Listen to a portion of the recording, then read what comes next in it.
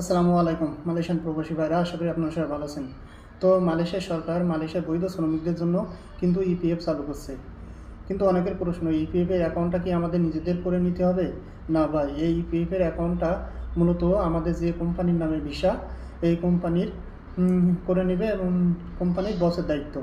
কিন্তু এই অ্যাকাউন্টটা অ্যাক্টিভ করার জন্য আমাদের মালয়েশিয়ায় ইপিএফ এর যে কোনো শাখায় সশরীরে হাজির হতে হবে এবং সেখান থেকে একটা ফর্ম নিতে হবে। ফর্মটা আমাদের সুন্দর মতো পূরণ করতে হবে এবং পূরণ করার পরে সাথে আমাদের পাসপোর্ট এবং ভিসার ফটোকপি জমা দিতে হবে।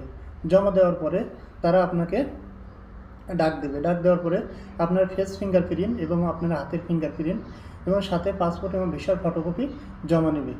জমা নেওয়ার পরে তারা আপনাকে একটা স্লিপ দেবে, যে স্লিপে আপনার অ্যাকাউন্ট নাম্বার ও আপনার আপনার পাসওয়ার্ড থাকবে। এই অ্যাকাউন্ট নাম্বার ও পাসওয়ার্ড দিয়ে আপনি KWSPর অ্যাপস ব্যবহার করে কিন্তু প্রত্যেক মাসে দেখতে পারবেন আপনার অ্যাকাউন্টে টাকা জমা হচ্ছে কি না।